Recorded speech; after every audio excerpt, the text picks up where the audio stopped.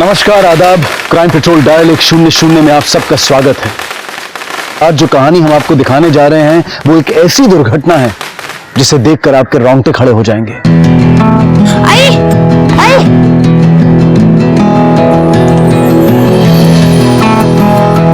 आई, आई। अरे क्या हुआ, क्यों चिल्ला रहा है? आई है बग, मैं पूरे स्कूल में फर्स्ट आया हूँ।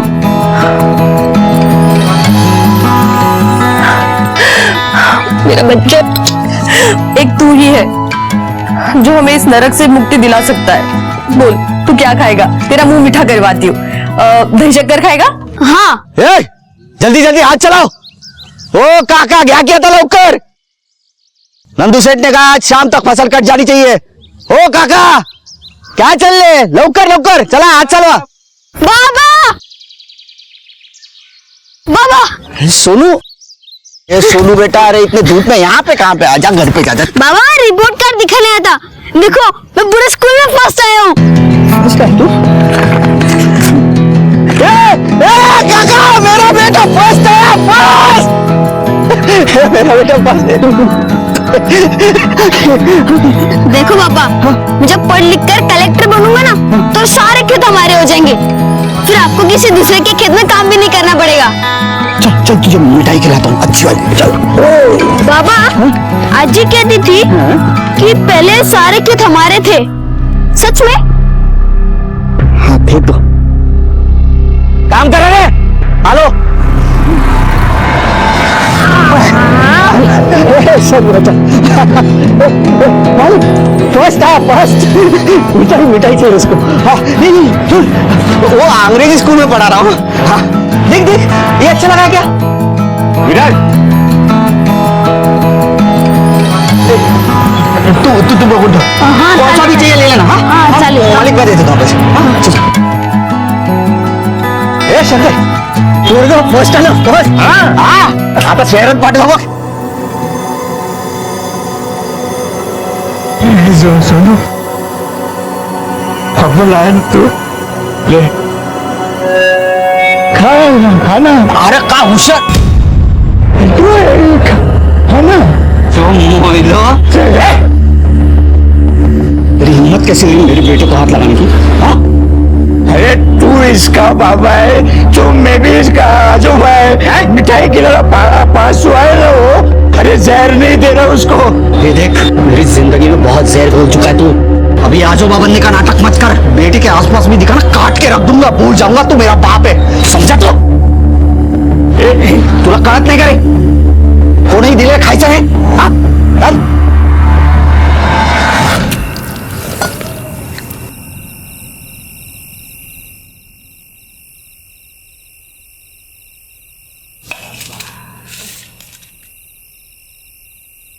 देखा कितने अव्वल नंबर से पास हुआ है मेरा बेटा। कम से कम अब तो उसको पढ़ाई के लिए भेज दो, या अपनी तरह ही चौकीदार बना के छोड़ोगे? ये चुप बैठ। वो दिन रात जहर उगलते रहती है। जहर इसलिए उगलती हूँ क्योंकि मैं आपके बाप की तरह नहीं हूँ। कितना होनहार बच्चा है मेरा, फिर भी इसकी जिंदगी बर्बाद है। 3 साल से तुम्हारे पीछे पड़ी हूँ। अगर औकात नहीं है ना तो मुझे बता दो, मैं अपने भाऊ और बहनी के पास इसको भेज देती हूँ। कम से कम पढ़ लिख कर कुछ बन तो जाएगा। दिन में 2 बार फोन आते हैं इनके सोनू के लिए। खुद का भांजा है इसलिए इतने चिंता करते, नहीं तो आजकल के। बस कर तुझे चिक चिक। बाहू वहीनी काट डालूंगा उधर जाके, समझे? खाता तूच।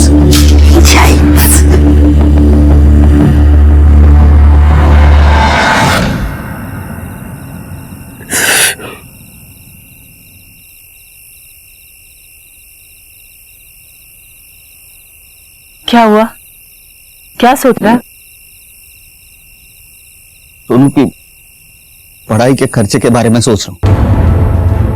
भाई इतनी जमीन थी हमारे पास, सब बेच दी।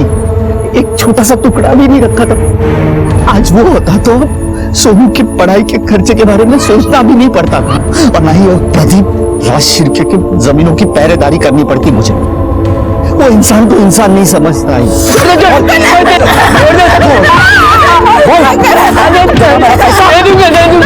और उसका बेटा नंदू, और जब भी उसे सोनू के पढ़ाई के लिए खर्चा मांगने जाओ तो जली कटी सुना कर। हमारी ये कुत्तों जैसी हालत क्यों हुई है मालूम है? तुम्हारे सुहाग की वजह से। नसताना माझा कापून टाकला असता सागर.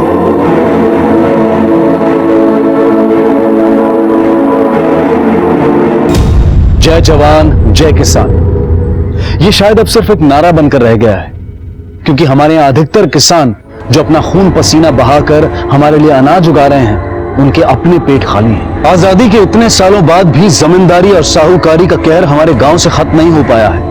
किसानों से मजदूर बना देते हैं. वो जमीन, वो मिट्टी जो अनाज पैदा करती थी, आज इन लाचारों के लिए भूख पैदा कर रही है. ऐसे में अपराध पनप रहे हैं.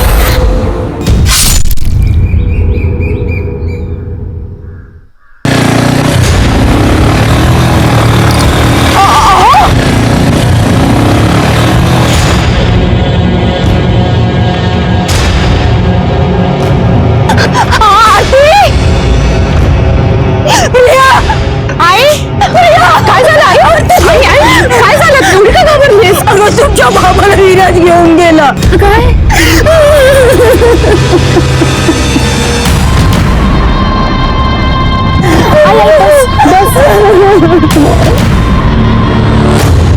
बच्चे को पढ़ाने के लिए शहर में भेजना है तेरा, पैसों के लिए मेरे पास भीख मांगते रहता है, दो हिलाते रहता है. चल जा. बाबा, दादा, छोड़ो. देखो ये बिल्कुल गलत है, छोड़ो से.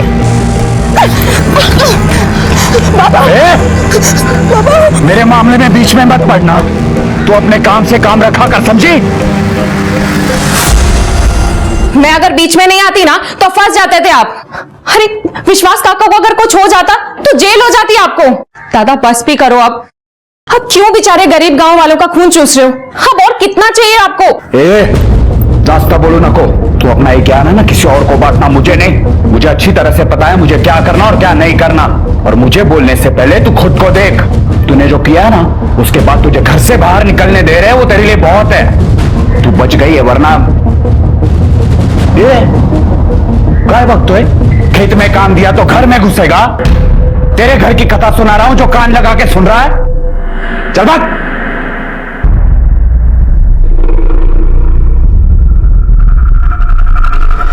मी आधीच सांगितलं होतं, लड़की को इतनी छूट मत दो. अब बुक तो. ये सब चंद्रा की रोने धोने का नतीजा है.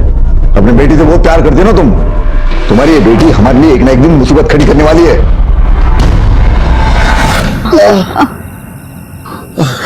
अगं हळद घेऊन ये जा.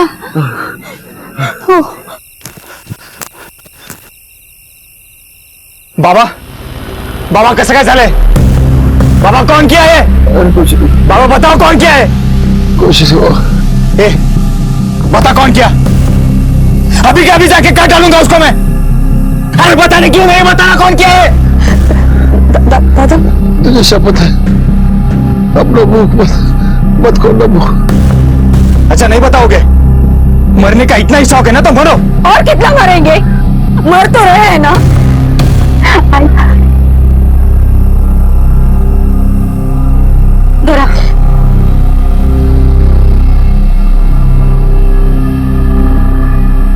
तेरे बाबा को छोड़ दूंगा तो उसका कर्ज कौन तू उतारेगी? वैसे तू उसका कर्ज उतार सकती है. फिर तेरे बाबा को रोज सुबह शाम गोबर नहीं खाना पड़ेगा.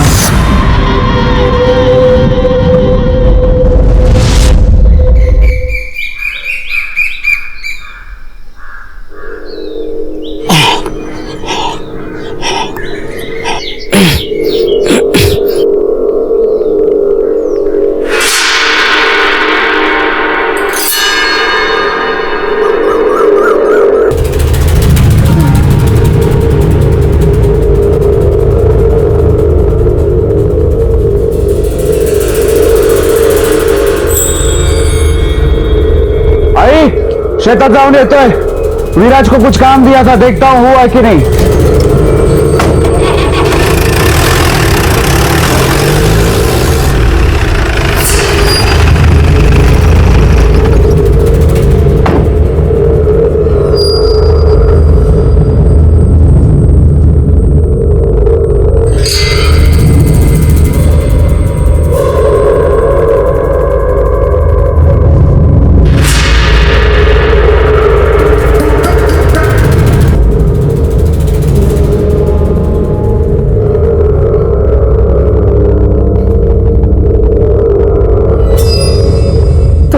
अल्लाह का कर्जा माफ कर दोगे ना? अरे हो रे बाबा, करूंगा ना, वरना तेरे को बोलता ही क्यों? हाँ चल, अरे चल रे, चल चल।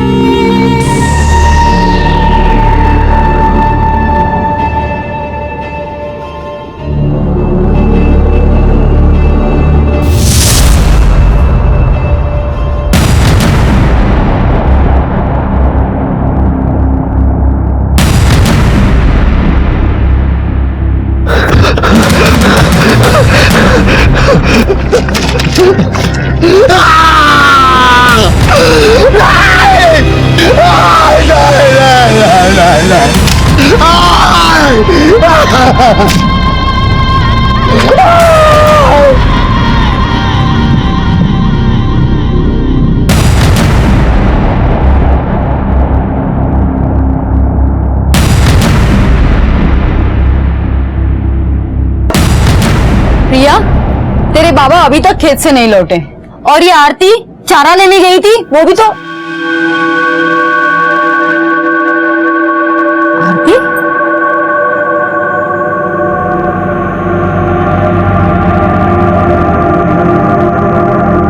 चारा कहाँ है?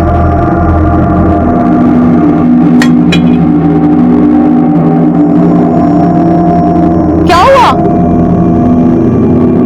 कुछ बोल क्यों नहीं है तू?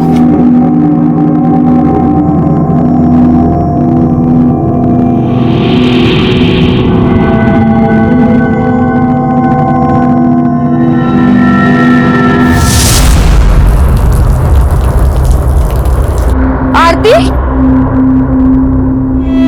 अगं तू चारायला गेली होतीस ना, काय झालं? बोल ना, तू असं काय करतेस? आरती, अगं काय झालं? बोल ना, बोलत का नाहीस तू?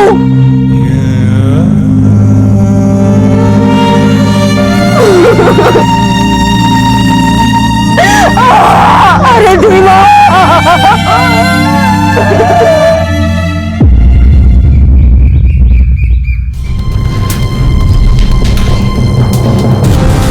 विराज भाव, वो विश्वास का कहा पेड़ के नीचे पड़े, उनके मुंह से झाग निकल रहा है।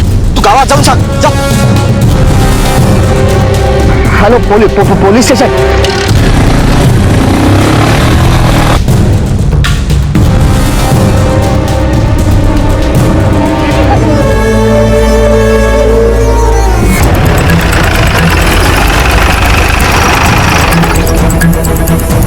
हटो पीछे, हटिए आप लोग, पीछे हटिए, हटिए सब हटिए, पीछे हटिए, हटिए पीछे हटिए।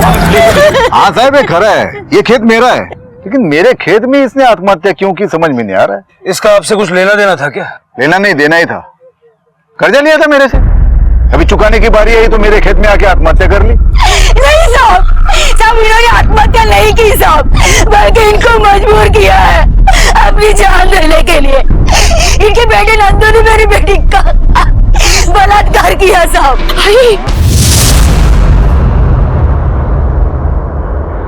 और इन्होंने कर चुकाने से परेशान होकर अपनी जान दे दी साहब।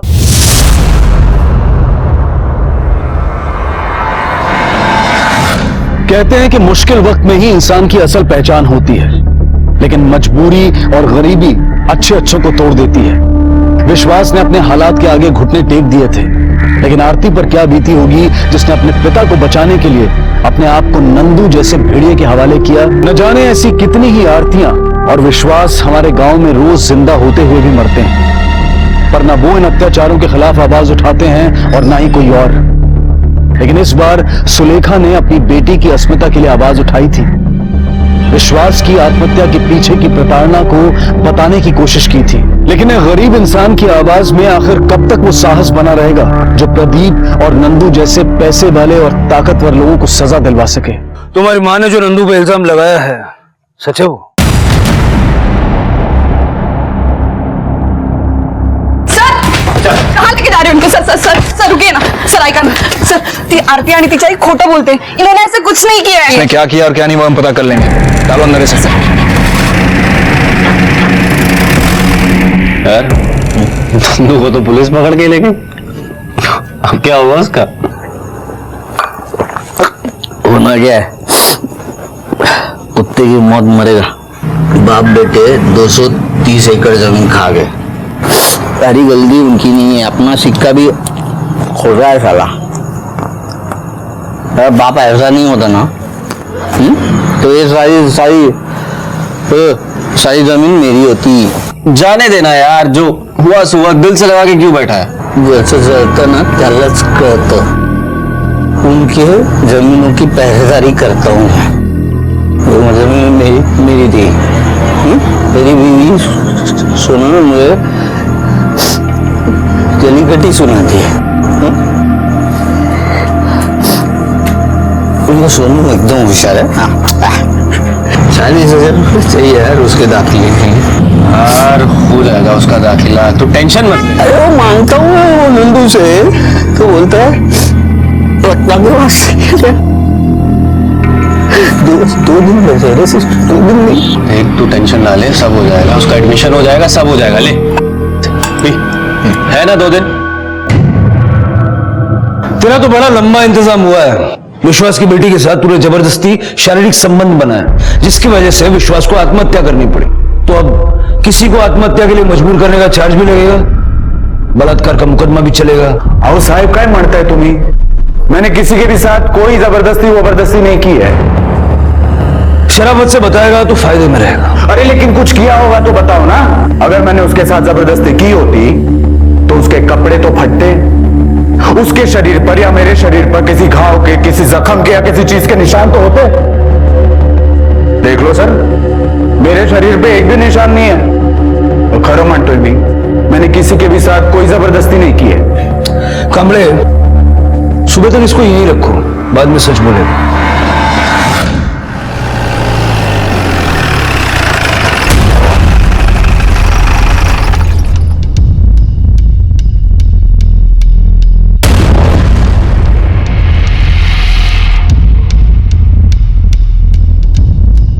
प्रदीप बाबू को कुछ बात करनी है, गाड़ी में बैठे जाओ।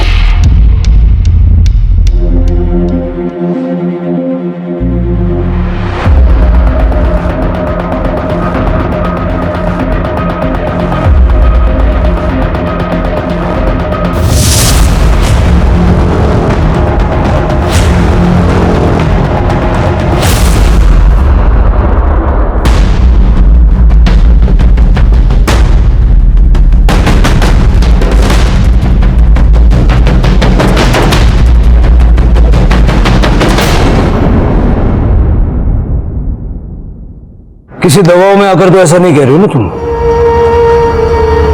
नहीं साहब, वो मेरे आई ने झूठ बोला था।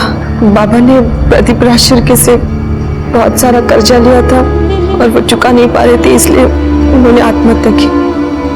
और बाबा के मरने के बाद वो कर्जा चलता नहीं रही, इसलिए आई ने झूठ बोला। नंदू ने मेरे साथ कुछ गलत नहीं किया, कुछ नहीं हुआ। ठीक है, जा सकती हो।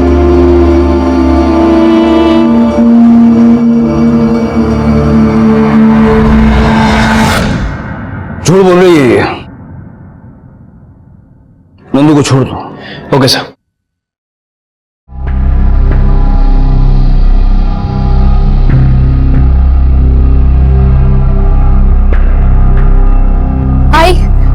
आई दादा दादा,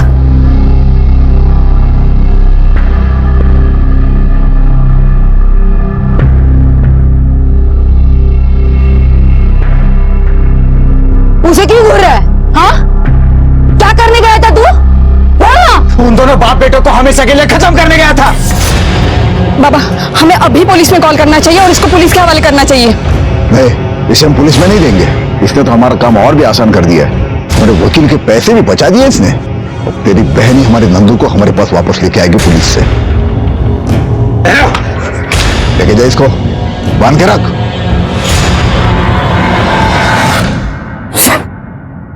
साला मुझे समझ में नहीं आता, मैं उस जगह पे था ही क्यों? और राकेश प्रदीप को मार देता, फिर बाद में नंदू को मैं लुटका देता, आसानी हो जाती ना। कोई बात नहीं, दोनों बच गए ना। ये दोनों मेरे हाथों मारने वाले, देख देख। तू ऐसा कोई गलत काम नहीं करेगा, समझा? अबे गलत कुछ नहीं हो। भाऊ क्या रे? चप्पल ठीक हो गया। डाली क्या? ये देख भाई, ये काम करवाती है वो उनकी बहू रत्ना, संडास साफ करवाती है, चप्पल सिलवाती है मुझसे। यह नंदू मेरे बेटे के एडमिशन के लिए पैसे दे दे, बस उसको शेयर भेज दूंगा, दूसरे दिन नौकरी छोड़ दूंगा। पैसे नहीं भी दिए तो उससे नहीं। तू दिमाग को ठंडा रखेगा कि नहीं? शांति से काम ले, जाके देख वो कितना पैसा देता है, बाकी मैं देखता हूँ कि मैं कितना कर सकता हूँ।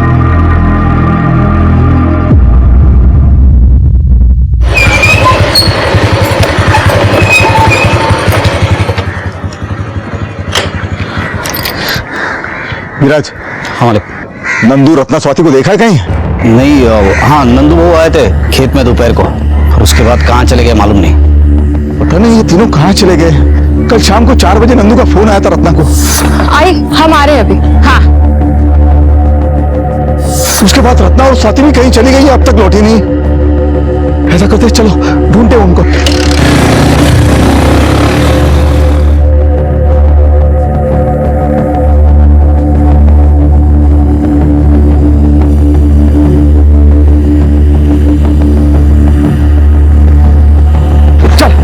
खेत की तरफ चल। मालिक वो तीनों खेत में क्यों जाएंगे? वो सांगली निकल गए होंगे। तो अपना दिमाग में चला, मैं जो बोल रहा हूँ कर। चल चल। सर, विश्वास की पोस्टमार्टम रिपोर्ट। सर, रिपोर्ट के हिसाब से उसकी मौत पॉइजन खाने की वजह से हुई। सर, गांव में जो लड़का ये दवा बेचता, मैंने उससे पूछताछ भी की। विश्वास ने उससे दवा खरीदी थी।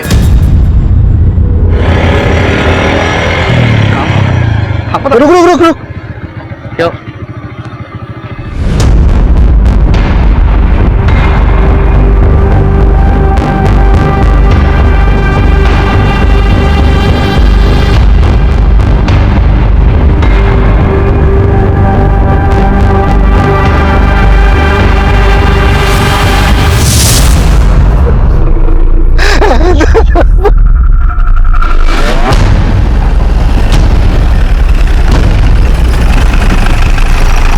जरा देखो आसपास मर्डर वेपन मिलता है क्या?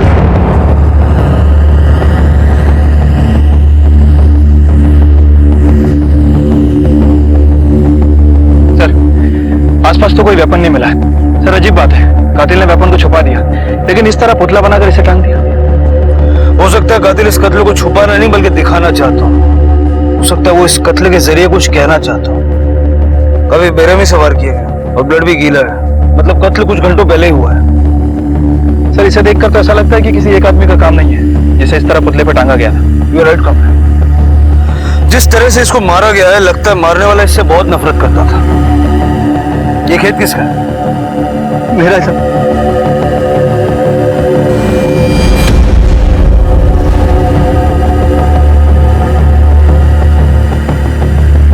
आपको किसी पे शक है?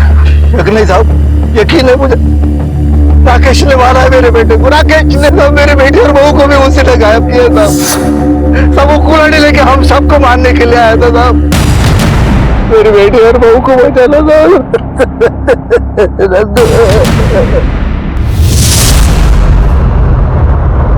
देखने से साफ था कि मामला रंजिश का था, और जिस तरीके से नंदू की लाश को रखा गया था, ऐसा लगता था कि वो शायद प्रदीप को संकेत दे रहा है कि आगे वो क्या करने वाला था। रत्ना और स्वाति भी लापता थे। प्रदीप चिंतित था। उसने अपना पहला शक राकेश पर डाला था। राकेश ने मारा है मेरे बेटे को, राकेश ने। लेकिन इस तरह की नफरत तो नंदू के लिए गांव के हर दूसरे आदमी में थी। पुलिस के लिए केस काफी चुनौतीपूर्ण होने वाला था। मैं सिर्फ उसे नहीं, उसके पूरे परिवार को मारने गया था। उन्हीं की वजह से मेरे बाबा ने आत्महत्या की। आरती की इज्जत गई, उसी का गुस्सा था साहब मेरे को। लेकिन मैं जब वहां पे गया तो प्रदीप ने मेरे को पकड़कर मुझे मारने की धमकी देकर आरती से झूठा बयान दिलवाया कि नंदू ने कुछ नहीं किया। और वहां से छूटने के बाद भी तू हमारे पास नहीं आया। जब नंदू का खून हुआ तो तू कहाँ था? तब साहब मैं सुबह से लेकर रात 3 बजे तक मेरा दोस्त संतोष उसके पास था। सर, स्वाति, रत्ना और नंदू के फोन रिकॉर्ड्स और ट्रायंगुलेशन रिकॉर्ड्स। सर, रत्ना और नंदू ये दोनों लगातार फैमिली मेंबर्स के कॉल में थे, लेकिन सर स्वाति के कॉल रिकॉर्ड से किसी अशोक का नाम सामने आया। सर, स्वाति दिन में 10 से 12 बार इस अशोक से बात किया करती थी और कोई भी कॉल आधे घंटे से कम की नहीं है। स्वाति के फोन पर आखिरी बार इसी नंबर से कॉल आया था।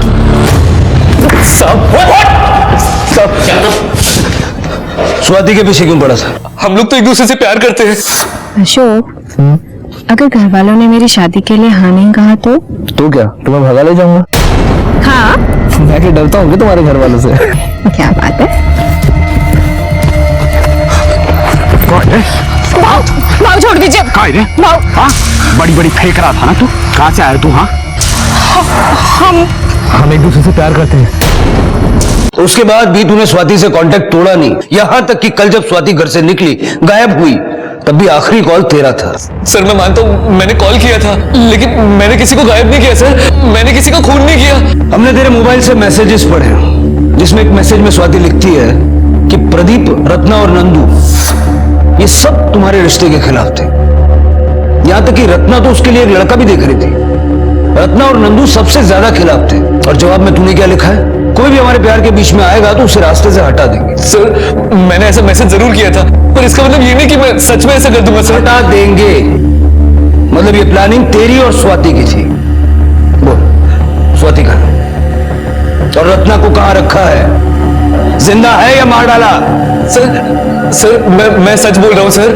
मैंने ऐसा कुछ नहीं किया। सर,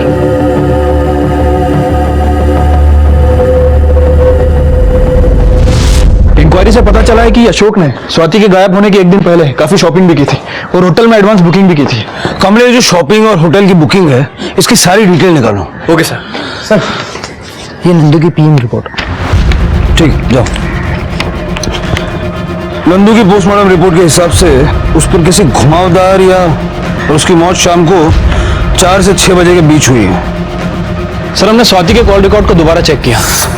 राकेश जी संतोष देवलकर की बात कर रहा था। सर, स्वाति के गायब होने से पहले तकरीबन 3 बजे के आसपास स्वाति ने इससे फोन पे बात की थी, लेकिन सर रिकॉर्ड के हिसाब से स्वाति ने उससे पहले उससे कभी बात नहीं की। उठाओ इस संतोष देवलकर को।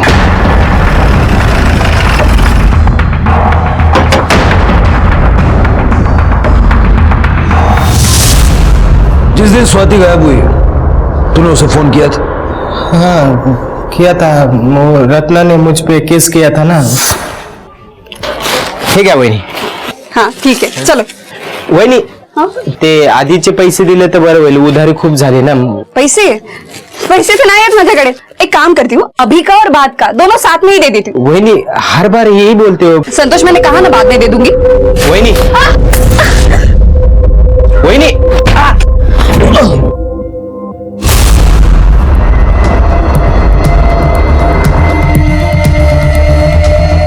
ये क्या कर रहे हो तुम? छोड़ो मुझे। वहिनी सोडा। मी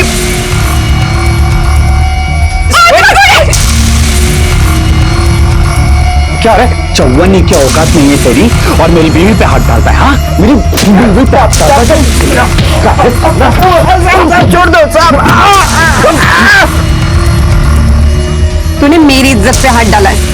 अब देखो मैं तुम्हारी क्या हालत करती हूँ। उसके बारे में बात करनी थी स्वाति मैडम को, तो मैंने फोन किया था। हेलो स्वाति मैडम, संतोष टेलर बोलते हैं। बोलिए, क्या काम है? और रत्ना मैडम को केस वापस लेने को बोलो ना, क्योंकि उनकी वजह से कोई लेडीज लोग दुकान पे नहीं आ रहे। मैं भूखा मर रहा हूँ ना। आप पक्का नहीं बोल सकती, पर मैं कोशिश करूंगी।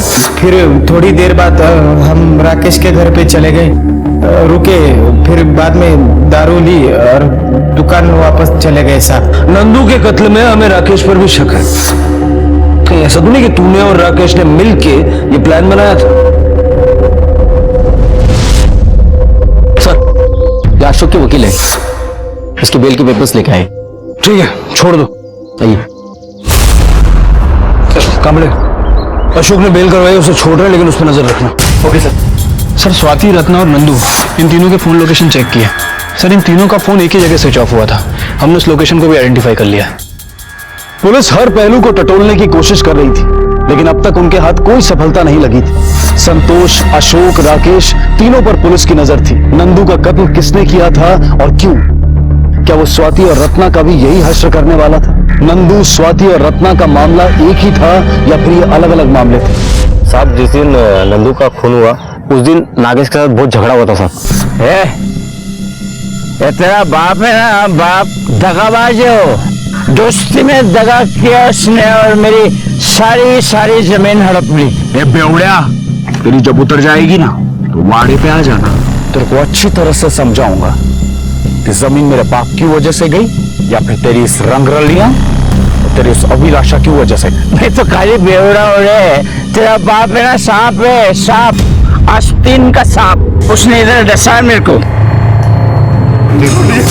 ये नागेश कौन है और कहाँ रहता है? साहब नागेश विराज का बाप है साहब। वो सुतारावाड़ी में पहला मकान उन्हीं का है। क्या मेरे सोनू को लेके गई ना? भाई के साथ आई थी, काट के रख दूंगा मैं तुझको। बेटा उसको रोकना चाहिए था ना तू।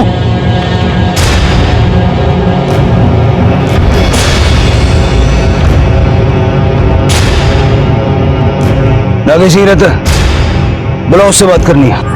कल रात को 9 बजे के आसपास देखा था, उसके बाद से कहाँ मालूम नहीं।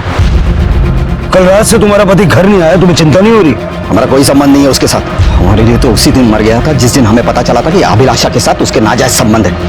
पूरा गांव जानता है इस घर में आने से उसको मनाही है। वहां पे पड़ा रहता है दिन भर। वो अभिलाषा को देखा था मैंने बाजार में।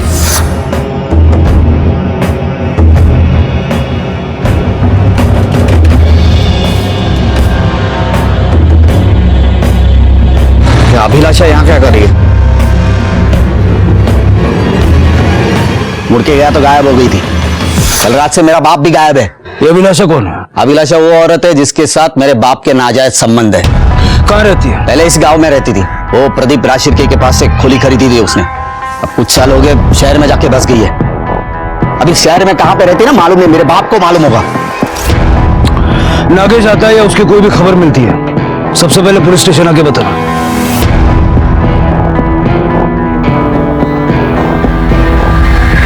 कमले, जरा पता करो ये नागेश कौन सी दिशा में और किस काम से निकला है, और अभिलाषा की डिटेल्स निकालो। क्योंकि इस केस में जिस तरह से गड़े मुर्दे उखड़ रहे हैं, क्वाइट पॉसिबल कि इन मुर्दों में से किसी का नंदू के मर्डर से कोई कनेक्शन हो। सर, राकेश और संतोष के बयान को हमने चेक किया तो पता चला कि 4 बजे से पहले वो दोनों राकेश के घर पर थे। उसके बाद में उन लोगों ने शराब खरीदी और फिर रात तक संतोष की दुकान पर थे। ठीक है, छोड़ दो दोनों को, लेकिन दोनों पे नजर रखना। Okay sir. रुक, क्या हुआ? ये ले दुकान की चाबी। और तू जा, मैं आधे घंटे में आता हूँ। ठीक है, जल्दी आ।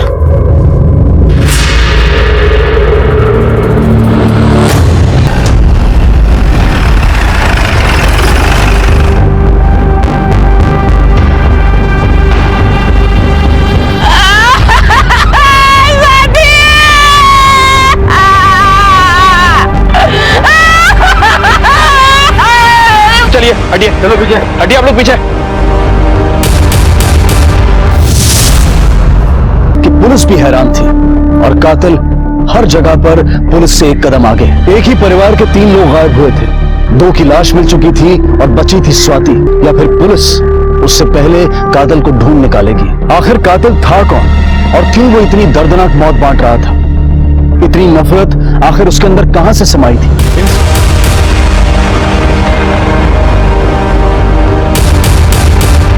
रत्ना को भी ठीक उसी तरह मारा गया जैसे नंदू को मारा गया। कमले जो कोई भी है प्रदीप से बदला लेना चाहता है, उसे बताना चाहता है कि वो उससे कितनी नफरत करता है, और इसीलिए शायद वो उसके परिवार के लोगों को एक के बाद एक मार रहा है।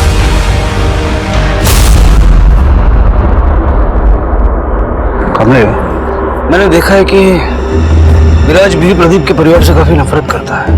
वो हो सकता है क्या? तुम यहाँ क्या कर रहे थे? साहब मैं उन्हीं के यहाँ काम करता हूँ, जैसे मालिश करना, गाड़ी की साफ सफाई करना। उन्हीं के घर के लिए सब्जी लेने आया था।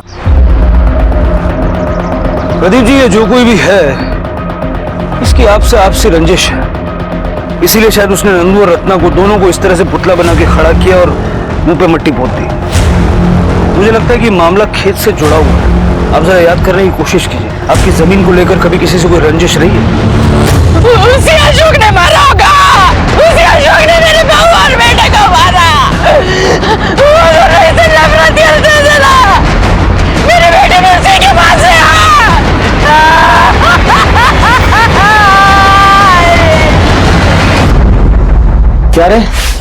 तो आधा घंटा बोल के निकल गया था, अभी 2 घंटे हो गए, किधर गया था?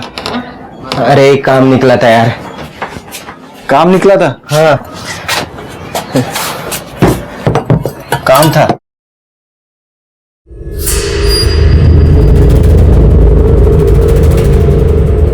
तू झूठ बोल रहा है ना? मेरे से कुछ तो छुपा रहा है। मित्र मानतोस ना मला? बोल। यार राकेश, मुझसे बहुत बड़ी गलती हो गई यार। गलती? कौन सी गलती? एक के बाद एक होती हत्याओं ने पुलिस की रातों की नींद उड़ा दी। इन्वेस्टिगेशन भी तमाम उम्मीदें जगाते हुए घूमकर शून्य पर आकर रुक जाती। और संतोष ने आखिर ऐसा क्या किया था जिसकी वजह से वो इतना घबराया हुआ था? क्या ये पूरा षड्यंत्र अशोक ने रचा था या फिर नागेश ने अपना पुराना बदला लिया था? सर, अशोक ने जिस दुकान पे शॉपिंग की थी ये उसका डुप्लीकेट बिल है। सर, उसने दूल्हा और दुल्हन का जोड़ा खरीदा था, लेकिन सर एक अजीब बात है, उसने 2 नहीं बल्कि 3 लोगों की बुकिंग कराई थी। मतलब अशोक और स्वाति का भाग के शादी करने का प्लान था और उस प्लान में कोई तीसरा भी इन्वॉल्व है। सर, आप लोग मुझे फिर यहाँ पर ले आए, मैंने सब बताया तो। ये शादी का सामान किसके लिए खरीदा था? सर, ये मैंने स्वाति के लिए खरीदा था सर। हम लोगों को समझ में आ गया था कि उसके घर वाले हमारी शादी नहीं होने देंगे, इसलिए हम लोगों ने छुप के शादी करने का प्लान बनाया था। पर उसके 1 दिन पहले ही स्वाति गायब हो गई सर। स्वाति का गायब होना भी तुम्हारे प्लान का हिस्सा है, क्योंकि तेरे और स्वाति के भागने की खबर नंदू और रत्ना को लग गई थी। उन्होंने तुम्हें रोकने की कोशिश की और इसीलिए तुम लोगों ने अपने साथ एक तीसरे को मिलाया और नंदू और रत्ना को रास्ते से हटा दिया। नहीं सर, स्वाति उन लोगों की बहुत इज्जत करती थी। एक बार जब नंदू ने मुझे और स्वाति को साथ में पकड़ा था और मारा, तब स्वाति ने मुझे रोका था पुलिस कंप्लेंट करने से। हम ऐसा सोच भी नहीं सकते हैं सर। शादी तो तुम दोनों ही करने वाले थे ना, लेकिन होटल तो 3 के लिए बुक किया था। ये तीसरा कौन है? सब अशोक मेरा ही बेटा है। सब मैंने अपनी वकील को बोल के उनकी शादी के लिए 1 महीना पहले ही अर्जी दी थी कोर्ट में, और उनके साथ होटल में भी मैं ही रहने वाला था। सब अगर ये शादी आप ही करवा रहे थे तो ऐसे चुपचाप करवाने की क्या जरूरत थी? बिरादरी के सामने, समाज के सामने धूमधाम से मनाने की क्यों नहीं सोची? साहब, मैं एक मामूली आदमी हूं और स्वाति के बाप और उसका बड़ा भाई बहुत पैसे वाले आदमी। कहीं शादी में वो बवाल न खड़ा कर दे, इसलिए मैं चुप करके शादी कर रहा था। कामरे, बाप बेटे की बातों पे भरोसा नहीं किया जा सकता। फिलहाल इनको छोड़ दो और जरा पता लगाओ कि अशोक और स्वाति की शादी में कोर्ट में गवाही कौन कौन देने वाला था। Okay sir.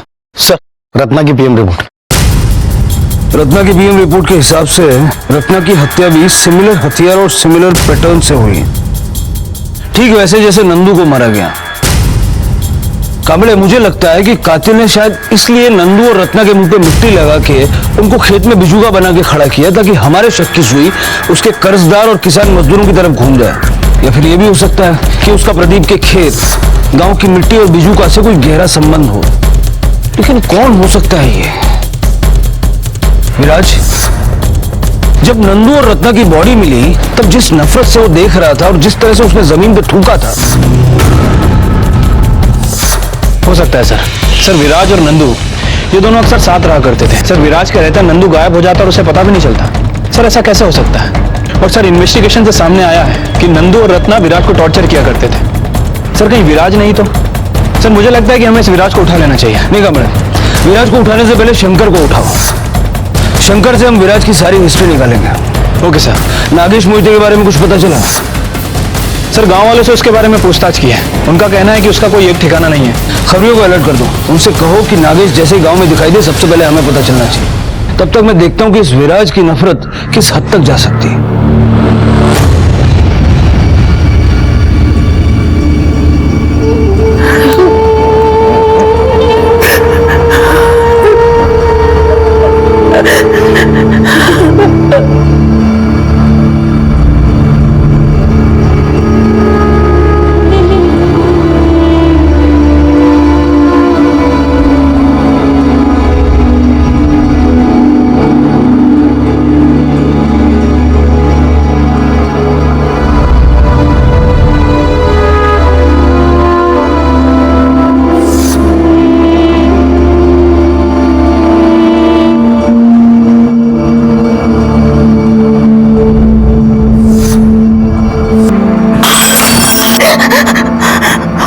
समझ में नहीं आ रहा है कौन कर रहा है ये सब।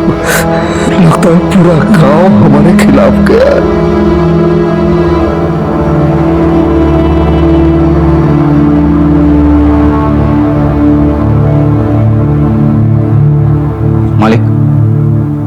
आपने मुझे बुलाया?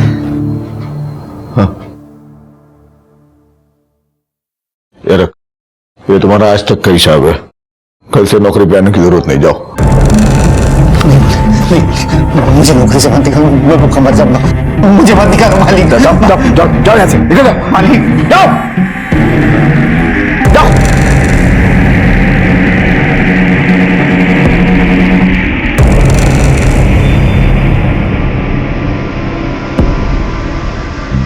प्रदीप के लिए दुश्मन को पहचानना मुश्किल था, क्योंकि उसने पूरे गांव पर ही अत्याचार किए थे। उधर पुलिस के पास संदिग्धों के नाम पर विराज, राकेश, अशोक, संतोष और नागेश के साथ साथ और भी नाम जुड़ते जा रहे थे।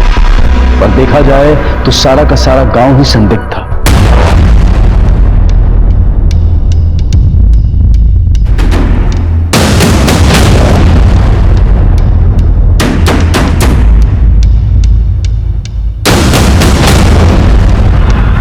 साहब सच क्या है क्या मालूम, लेकिन लोग तो यही कहते हैं कि प्रदीप ने नागेश को दोस्ती में दगा दी। साहब एक जमाने में विराज का बाप नागेश इस गांव का सबसे बड़ा जमींदार था।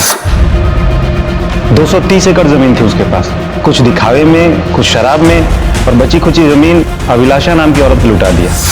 आज हालत यह है कि भिखारी बना घूमता है, और प्रदीप के कर्जे से गांव का एक भी घर नहीं बचा साहब। मेरी बेटी मुझे लौटा दो, मेरी बेटी को ला दो, तेरी जमीन वापस करता हूँ, तेरा खर्चा माफ करता हूँ, लेकिन मेरी बेटी को मेरे ला दो। आज शपथ मालिक, मला माहिती नहीं आपकी बेटी कहाँ है। स्वाति कहाँ है? मेरी बेटी कहाँ बता रहे? तेरे बैल वापस करता हूँ मैं, मेरी बेटी मुझे ला दे। मुझे नहीं मालूम मालिक, मुझे नहीं मालूम। बता रहे मेरी स्वाति कहाँ है? मेरी बेटी क्या, बता दो ना, बता दो, मेरी बेटी ला दो।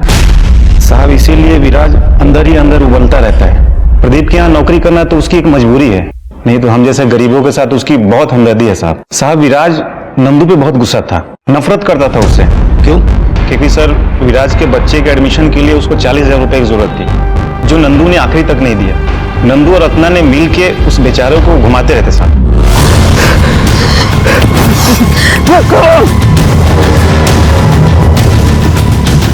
अगर मेरे बेटे के साथ कुछ हुआ ना तो जान से मार दूंगा सबको, आग लगा दूंगा गाँव में। एक भी बच्चा जिंदा नहीं छोड़ूंगा इस गाँव में, ध्यान रखना। चलो यहाँ से।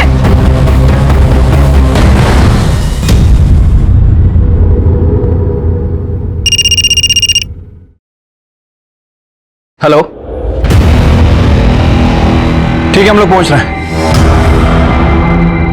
सर गांव के लोग प्रदीप की जान लेने पे उतारू हैं। क्या?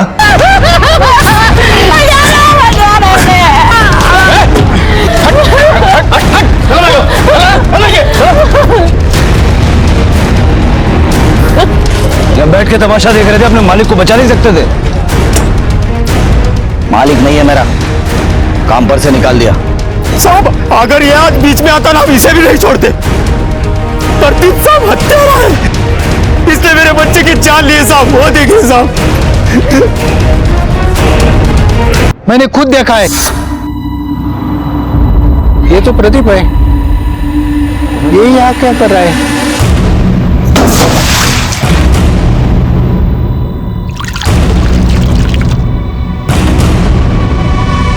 इसने क्या किया है ये हम पता लगा लेंगे। जब तक उस पानी का टेस्ट नहीं हो जाता, कोई उस कुएं से पानी मत पीना। बॉडी को पोस्टमार्टम के लिए भेजो।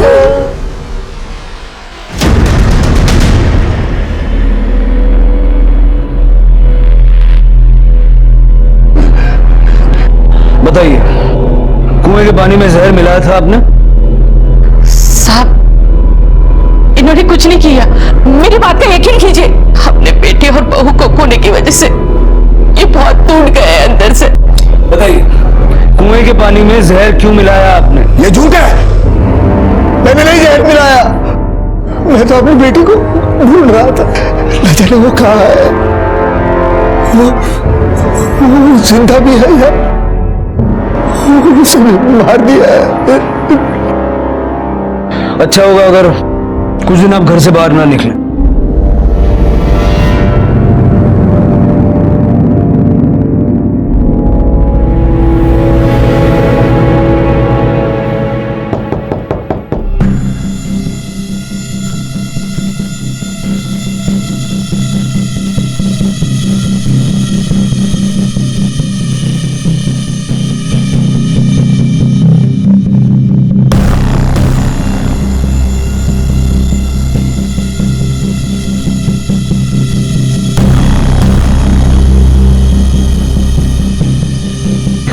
का दुपट्टा है।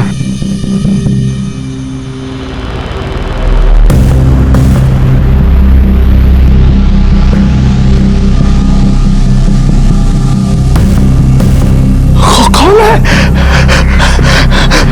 कौन है? स्वाति! चंद्रा! चंद्रा! स्वाति का दुपट्टा है। जिस दिन वो गायब हुई थी उसने यही पहना था। आई, हम आ रहे हैं अभी। हाँ हाँ, आपके पास कैसे है ये? हाँ, कहाँ है स्वाति? कहाँ है स्वाति? बोलिए ना। मैं उसे ढूंढ के लाता हूँ। स्वाति! स्वाति! स्वाति! सुनिए ना, कहाँ जा रहे हैं आप? स्वाति! सर, कुएं का पानी पीने से जिन लोगों की मौत हुई थी उनके पेट में और कुएं के पानी में सेम तरह का कीटनाशक मिला है। सर, इस कीटनाशक की वजह से इंसान का दम घुटने लगता है और उसकी मौत हो जाती है। कमले, इस एरिया में जितने भी पेस्टिसाइड डीलर है सबसे पूछताछ करो, कब, किसने और कितनी मात्रा में ये पेस्टिसाइड खरीदा है। Okay sir. Swati! Swati! Swati! Swati! Swati! Swati!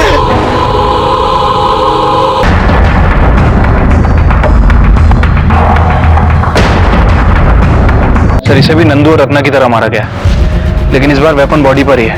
Sir, कहीं ऐसा तो नहीं कि कातिल हमें बताना चाहता है कि उसका बदला पूरा हो गया। स्वाति अभी भी गायब है। कमले, मुझे भूल कर निकले थे, मैं स्वाति को ढूंढने जा रहा हूँ। कमले, ये जो कोई भी है बहुत शातिर है। इसने प्रदीप को यहाँ बुलाने के लिए स्वाति का दुपट्टा यूज किया ताकि हम उसको ट्रेस ना कर पाए। सर, ऐसा भी हो सकता है कि कातिल ने कीटनाशक मिलाया कुएं में ताकि गांव के लोग प्रदीप पे शक करें और फिर इसे मार दें।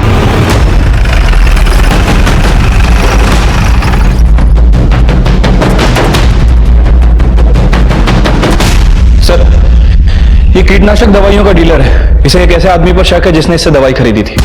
बताओ। साहब, 20 साल से मेरी दुकान है सब उस इलाके में। लगभग तो मैं सब किसानों को जानता हूँ क्योंकि सब मुझसे ही दवाई लेते। पर साहब, मैंने उसको पहली बार देखा था। कोई 30 साल का लड़का था। भाई साहब, मुझे कीटनाशक यानी पेस्टिसाइड्स चाहिए। कौन सा कंपनी का?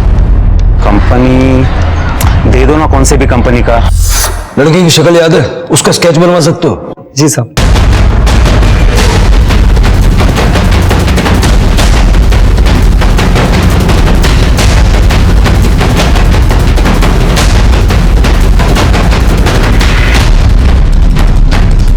सर, ये रहा उस लड़के का स्केच।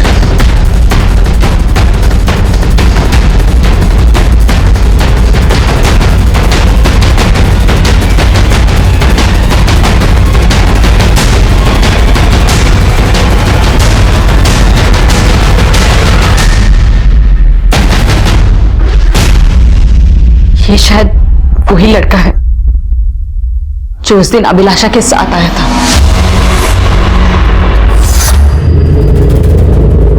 ये मेरे मकान के कागज है, मैंने साइन कर दिया है, देख लो। ये तुम्हारे मकान की कीमत। तुम सिर्फ मकान की कीमत चुका रहे हो, मैंने तो इस गांव में रहने की कीमत चुकाई है और आज तक चुका रही हूँ। अगर उस वक्त मेरे कुछ अपने मेरी मदद करते तो मुझे इस तरह गांव में मुंह छुपा कर आने की जरूरत नहीं पड़ती। लेकिन गलती तो मेरी है, मैंने लोगों से उम्मीद रखी, वो भी उनसे जो सिर्फ व्यापार करना जानते हैं। क्या है, कितनी बोलते हैं? मकान की कीमत मिल गई ना तो निकलो यहां से, बहुत हो गया, जाओ। अभी बहुत हुआ कहाँ है, अभी बहुत कुछ होना बाकी है।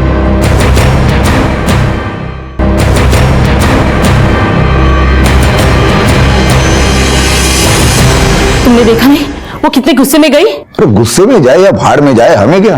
देख, जिसे पैसों की जरूरत होती है ना वो ऐसे ही तिल मिलाता है, लेकिन हमें ध्यान नहीं देना चाहिए। अपना फायदा हो गया ना, अरे आधे से भी कम कीमत में मकान मिल गया उसका। ये उसके मकान के पेपर्स है जो वो लेकर आई थी। इसमें उसकी फोटो और उसके शहर के घर का पता है।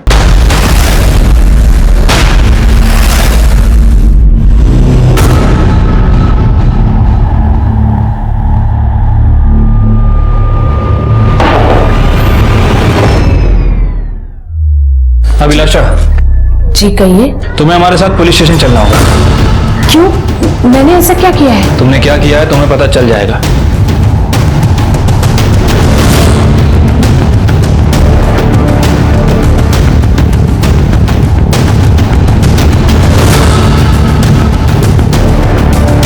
वो लड़का कहाँ है जिसके साथ तुम मदनपुर आई थी? वो पुणे गया है। ठीक है, तुम मिल गई, वो भी मिल जाएगा। नागेश को कहां छुपा रखा है? झूठ बोलने की कोशिश मत करना, क्योंकि हम जानते हैं नागेश तुमसे मिला हुआ है। विराज ने उस दिन गांव की मार्केट में तुम्हें देख लिया और उस दिन से 4 लोग गायब हैं। नंदू, रत्ना, स्वाति और नागेश। उस दिन प्रदीप को अपना मकान बेचकर वो रुपए लेकर मैं बाजार से निकल ही रही थी, तभी अभिलाषा है, अभिलाषा मुझे अपने साथ ले चलो ना तुम। देखो मेरी जिंदगी नरक हो गई है तुम्हारे बिना। और जो मेरे साथ हुआ था वो भूल गए? क्या हुआ था तुम्हारे साथ? उस दिन नागेश को देखकर मुझे मेरा अपमान याद आ गया था, लेकिन नागेश ने मेरा पीछा नहीं छोड़ा। मैंने उसे कहा, मैं तुम्हारे परिवार से अपनी बेइज्जती का बदला लेना चाहती हूँ। अगर तुम मेरे साथ चलते हो तो उस मकान के कागज लेकर आना जिसमें तुम्हारी बीवी और बेटा रहता है। उसके बाद ना नागेश मुझे मिला, ना उसका कोई फोन आया। गांव वालों ने जो तुम्हारे साथ किया उसकी शिकायत तुमने पुलिस में क्यों नहीं की? सब रिपोर्ट लिखवा के क्या मेरा सम्मान मुझे वापस मिलता? तो इस तरह से तुम अपना अपमान भूली नहीं थी, और जब गांव वापस आई तो सब याद आ गया, और गांव वालों से बदला लेने के लिए तुमने कुएं के पानी में पेस्टिसाइड मिला दिया। सर, इसके साथ जो लड़का है मनीष, वो हमारे गिरफ्त में है। अभिलाषा के कहने के ऊपर मैंने वो 2 गोली कुएं में डाली थी। इसकी और अभिलाषा की चार्जशीट फाइल करो।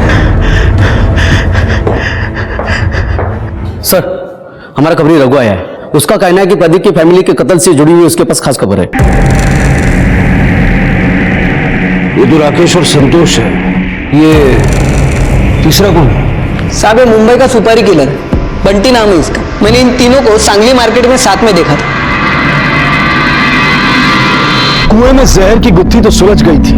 अभिलाषा ने अपने बदले की वजह से कई लोगों की जान ले ली, लेकिन नंदू, स्वाति, रत्ना और नागेश के मामले में कोई सुराग हाथ नहीं लग पाया था। लेकिन पुलिस को अचानक संतोष के एक कॉन्ट्रैक्ट किलर के साथ देखे जाने की बात पता चली। क्या वाकई में संतोष ही इस पूरे हत्याकांड का मास्टरमाइंड था? ये पता करने के लिए पुलिस ने एक बार फिर राकेश और संतोष को पुलिस स्टेशन बुलाया। बताने की जरूरत है कि ये कौन है, या बताऊं? बंटी, मुंबई का कॉन्ट्रैक्ट किलर। अब प्यार से बिना मार खाए बता दो, स्वाति कहां है? क्या किया उसके साथ? अब भी बोला बिना मार खाए बता दो, मारो। क्या इसलिए किया साहब? इसमें मेरा लेना देना कुछ नहीं है। सब लोग हमारे बच्चे साहब गलती हो गई साहब। वो रत्ना के केस की वजह से मेरा जीना हराम हो गया। मेरी छोटी बहन है, उसकी शादी करनी थी, लेकिन वो भी टूट गई। पैसा नहीं, कुछ नहीं। मैं बोला दुकान बेच के उसकी शादी करेंगे, चलो। ताला लगा तो लगा, बेचने जाऊं तो कोई ले रहा नहीं था। वो नंदू ने सबको धमकी दी थी कि कोई संतोष का दुकान लेगा ना तो उसका जीना हराम करेगा। फिर बहन की शादी टूटी। बाद में मुझे वो बंटी मिला, वो बंटी। अरे संतोष, क्यों बोला? भाई, इन दोनों का 2 लाख रुपया लूंगा। अरे बंटी भाई, मैं आपको खाली 50,000 रुपए दे सकता हूँ, वो भी क्योंकि मेरा नाम नहीं आना चाहिए, इसलिए आपको दे रहा हूँ ना पैसा। नहीं तो गांव के किसी भी लड़की को 25,000 रुपए दिए तो भी वो दोनों को मारेंगे। गांव वालों का जीना हराम कर दिया। ठीक है, नंबर क्या है उसका? नंबर नहीं साहब, वो बोला कुछ करेगा साहब, मेरे कुछ भी गलती नहीं साहब। सुपारी देने का बहुत शौक है ना, खिलाओ। सर, प्रदीप की पोस्टमार्टम रिपोर्ट के हिसाब से जिस दराती से नंदू और रत्ना का खून किया गया, लेकिन सर वेपन पे कोई फिंगरप्रिंट नहीं मिला है। हो सकता है कि कातिल ने फिंगरप्रिंट को मिटा दिया हो। सर, जिस सफाई से काम किया गया है, मुझे लगता है इस काम में बंटी का ही हाथ है। संतोष के मुताबिक उसे नंदू और रत्ना को मारना था, लेकिन स्वाति भी साथ में गायब हुई, तो हो सकता है कि बंटी स्वाति को भी मारना चाहे। लेकिन एक प्रोफेशनल किलर बिना पैसे लिए प्रदीप को क्यों मारेगा? और इस तरह लोगों को पुतला बना के खेत में खड़ा करना, उनके मुंह पे मट्टी पोतना, इस सब की उसे क्या जरूरत? कुछ तो गड़बड़ है कामले, और इसीलिए हम अपनी इन्वेस्टिगेशन सिर्फ बंटी पे फोकस नहीं कर सकते। तुम एक काम करो, तुम मुंबई पुलिस से कांटेक्ट करो। सत्य और अशोक के कोर्ट मैरिज में विराज गवाह बनने वाला था। वो तीसरा आदमी विराज था। कामले, बुलाओ विराज को। अशोक और स्वाति कोर्ट मैरिज करने वाले जानता था? हाँ साहब, वो शादी का सब खरीदी करने गए थे ना, तो मैं उनके साथ ही था। फिर ये बात प्रदीप को क्यों नहीं बताई? सर, मैंने क्या सोचा कि स्वाति और अशोक शादी कर ले तो उसी दिन सब दुनिया को पता चल जाएगा ना। मतलब उनकी बदनामी से तुझे खुशी मिलती है, जैसे उनकी लाशों को देख के मिली थी। मुझे याद है जिस नफरत से तूने थूका था, तब तो तुझे इस बात का भी गुस्सा होगा कि नंदू और रत्ना ने तेरे बच्चे के एडमिशन के लिए तुझे पैसे नहीं दिए। गुस्सा इस बात का भी होगा कि प्रदीप ने तुझे नौकरी से निकाल दिया। और इतना ही नहीं, तेरे बाप को बेवकूफ बना के तुम्हारी 230 एकड़ जमीन हड़प ली, और इन सब चीजों का बदला लेने के लिए तूने उसे मार दिया। हाँ साहब, अगर मेरा बस चलता ना तो स्वाति को छोड़ के प्रदीप के पूरे खानदान को खत्म कर देता मैं। सिर्फ उसके परिवार को या अपने बाप को भी?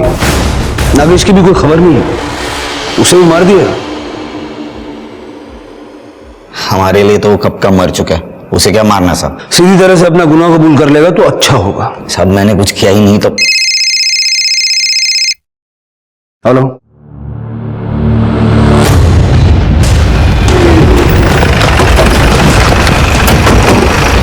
साहब इस तरह यही रुको। कमले, गले के निशान देख के लगता है कि गला घोंट के मारा गया। सगळे जरा चेक करो। हो सर। कमले, ये खून के निशान देखे, लगता है शायद नंदू और रत्ना को भी यही लाकर मारा गया होगा। सर ये 3 मोबाइल मिले। ऑन करो। हाँ सर, ये तो नंदू का मोबाइल है और ये रत्ना का। इसका मतलब हुआ स्वाति के साथ साथ नंदू रत्ना को भी यहीं लाके मारा गया। लाश को सबसे पहले किसने देखा? साहब, इन लोगों ने। हाँ साहब, हम जानवरों के लिए घास काटने के लिए आए थे। धूप बहुत से थी, सोचा आराम कर लूं थोड़ा। देखा वहां लाश पड़ी थी, शंकर जावेद उनको मैंने बताया। बोला। सर, बंटी के बारे में मुंबई पुलिस से कुछ इन्फॉर्मेशन मिली है। सर, मुंबई पुलिस के मुताबिक 13 अक्टूबर की रात को उन्होंने बंटी को एनकाउंटर में मार गिराया, जबकि यह नंदू, रत्ना और प्रदीप का मर्डर 13 तारीख के बाद हुआ है। मतलब इन हत्या में बंटी का कोई हाथ नहीं है। कमले, मुझे लगता है कि किलर कोई ऐसा है जो प्रदीप के परिवार के बारे में हर छोटी से बड़ी बात जानता है। और अगर मैं इस एंगल पे सोचता हूं तो सबसे पहला नाम मेरे दिमाग में आता है अशोक, दूसरा विराज, विराज का बाप नागेश, जो कि प्रदीप का दोस्त भी रह चुका है। हो सकता है कि विराज और उसके बाप ने मिलकर इस काम को अंजाम दिया हो, और विराज और उसकी मां ने नागेश के गायब होने की झूठी खबर फैलाई हो। एक काम करो, अशोक को छोड़ दो और उससे कहो कि पुलिस स्टेशन आके रोज हाजिरी लगाए और इन सब पे नजर रखो। अगर इन्हीं में से कोई है तो डेफिनेटली हमें कोई ना कोई क्लू तो मिलेगा। और चंद्रा के घर के बाहर अपना एक आदमी सिविल कपड़ों में लगा दो, कातिल उसे भी नुकसान पहुंचाने की कोशिश कर सकता है। Okay sir. पुलिस ने सबको खुला छोड़ दिया और सब पर नजर रखना शुरू किया ताकि कोई एक गलती करे और पुलिस उसे दबोच ले।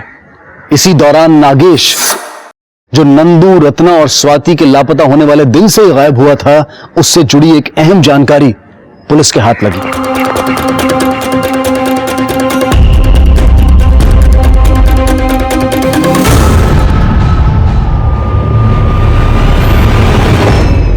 विराज अपने बाप से इतनी नफरत करता है कि उसे जीते जी मरा हुआ मानता है।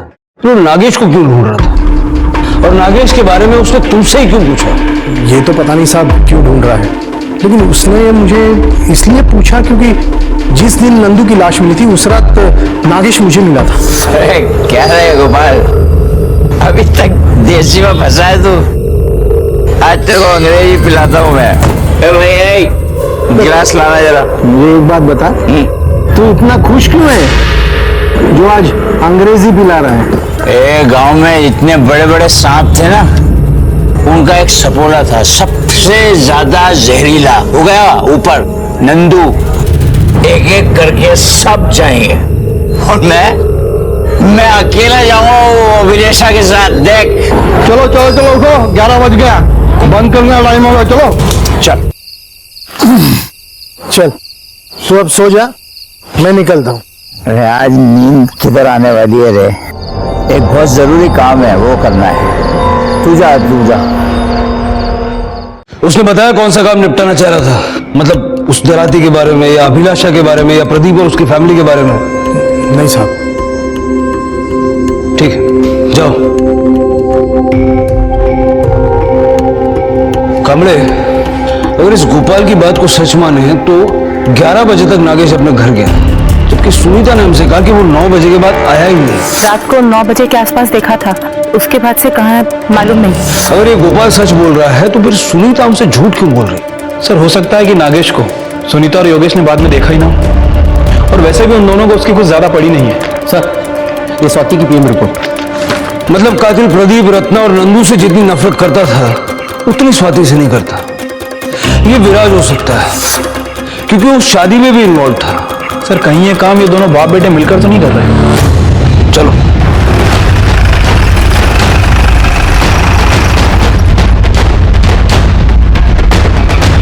नागेश को ढूंढने जा रहे हो? तूने बोला कि तेरे बाप के साथ तेरा कोई लेना देना नहीं है। तू नागेश को ढूंढ रहा है या ढूंढने का नाटक कर रहा है? मैं कुछ समझा नहीं साहब। उस दिन झूठ क्यों बोला कि नागेश 9 बजे के बाद घर ही नहीं आया, जबकि वो 11 बजे घर वापस आया था? सर कुछ नहीं मिला, बस शराब की एक खाली बोतल है। अब बाकी की बातें यही बताएगा या पुलिस स्टेशन ले जाके पूछूं? साहब मैं नागेश को इसलिए ढूंढ रहा था क्योंकि वो मेरे मकान के पेपर लेके भागा था। तो जब भागा उस वक्त क्यों नहीं रोका? साहब रोक लेता पर मैं घर में नहीं था साहब। आई अकेली थी। माँ कहाँ तुम्हारी? आई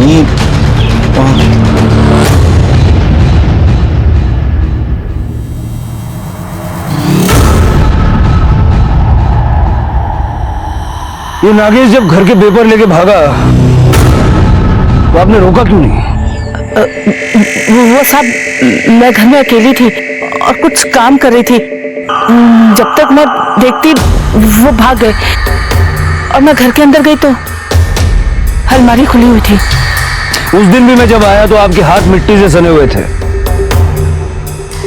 और आज भी ये घर के पिछवाड़े में इस तरह से लूटने का कार्यक्रम चल रहा है।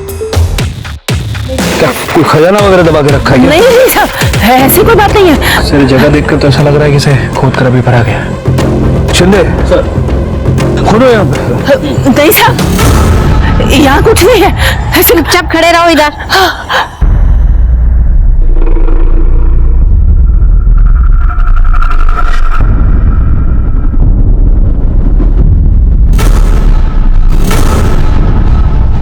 शिंदे बॉडी निकालो।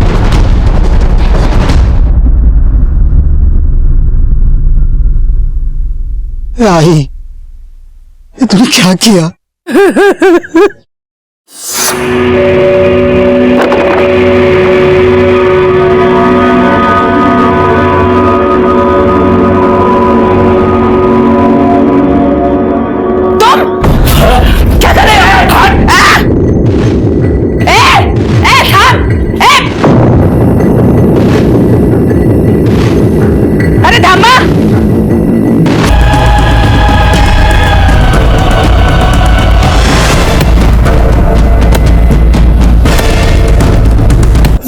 विराज कर रहा है तो आई क्या गई तू जागी? ये क्या हुआ सब? हाँ मेरा बाबा नागेश बहू के गहने लेके भाग रहा था तो गहने का?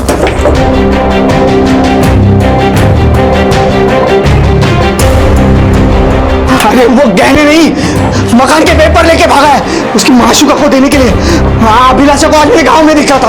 आज मरा, आज मरा। क्यों चला है ना? चलो उठिए।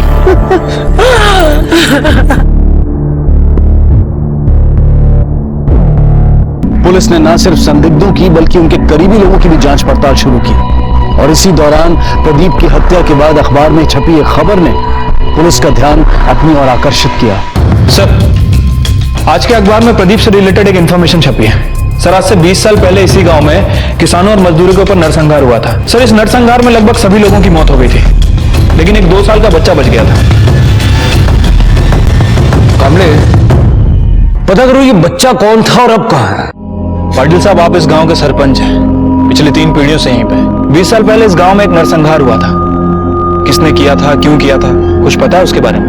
गरीब किसान के साथ उनकी जमीन प्रदीप ने जबरदस्ती हड़प ली थी।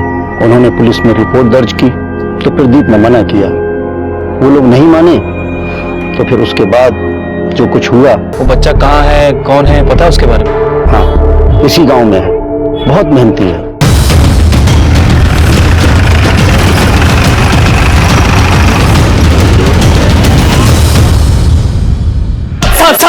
सब इन्हें मत मारिए साहब। मैं सब बताता हूँ सर, मैं सब बताता हूँ। जिस दिन नंदू आरती से बलात्कार के केस में छूटकर बाहर निकला, उसी दिन हमें पता चल चुका था कि इन सब से कुछ नहीं होने वाला। इस गांव की मिट्टी को हमें ही साफ करना पड़ेगा। पूरा गांव उनके अत्याचारों से परेशान था साहब, पर कोई हिम्मत ही नहीं करता था साहब, सब डरते थे। तब हम तीनों ने फैसला किया कि प्रदीप के परिवार को उसके किए की सजा जरूर मिलनी चाहिए। और उस दिन जब नंदू खेत से बाहर निकला, उसके बाद हमने नंदू को उसी के खेत के पुराने घर में, जो कई सालों से बंद पड़ा था, उसमें बांध कर डाल दिया। साहब, हम सिर्फ रत्ना को वहां पर बुलाना चाहते थे, पर उसके साथ स्वाति भी वहां पर आ गई। भाव तो कहीं नहीं दिखाई दे रहे। सबसे पहले हमने नंदू को मारा साहब, उसके बाद मैंने स्वाति के दुपट्टे में धान बांधकर उसे प्रदीप के घर के बाहर फेंक दिया। मुझे पता था कि प्रदीप उस दुपट्टे को देखकर खेत में जरूर आएगा। वो आया भी। साहब, स्वाति बहुत अच्छी लड़की थी, हम उसे मारना नहीं चाहते थे, पर हम मजबूर थे, उसे मारना पड़ा। साहब, 20 साल पहले प्रदीप ने इन्हीं खेतों के चक्कर में मेरे परिवार का कत्ल कर दिया था। सिर्फ नागेश का कहीं नहीं, बल्कि पूरा गांव उजाड़ के रख दिया हम लोगों ने। अब ऐसे में अगर किसान की मदद कोई नहीं करेगा तो किसान कहां जाएगा? बोलिए साहब। ये जो कुछ करने की जो हिम्मत थी, वो अगर तुमने सही दिशा में लगाई होती तो किसानों का कुछ भला हो जाता। लेकिन अब न किसानों का भला होगा न तुम लोगों का। अब जो तुमने किया है उसके लिए तुम सारी जिंदगी जेल में काटोगे। प्रदीप ने कभी नहीं सोचा होगा कि जिस जमीन, जिस मिट्टी के लालच में वो लोगों का खून करने से भी नहीं कतराता था, एक दिन वही जमीन उसका भी खून मांग लेगी। जगताप, कैलाश और राजन को प्रदीप के परिवार की हत्या के लिए, सुनीता को नागेश के कत्ल के लिए और अभिलाषा और मनीष को मासूम बच्चों और गांव वालों की हत्या के लिए गिरफ्तार किया गया। ये सभी इस वक्त न्यायिक हिरासत में हैं। काश के इंसान जिस गति से तरक्की और समृद्धि की ओर भाग रहा है, अगर उसका 10वां हिस्सा भी इंसानियत की ओर चले तो वो एक दूसरे का सहारा बन सकता है। इसी विचार के साथ अब मैं अनूप सोनी आपसे विदा लेता हूं। फिर मुलाकात होगी अगले एपिसोड में एक और चौंका देने वाले केस के साथ। तब तक अपना और अपने परिवार का ख्याल रखें और देखते रहें क्राइम पेट्रोल डायल 100। सवा के एक को सीख हम सबको। जय हिंद। इस तरह के और भी एपिसोड देखने के लिए हमारे चैनल को सब्सक्राइब करें और बेल आइकन दबाना ना भूलें।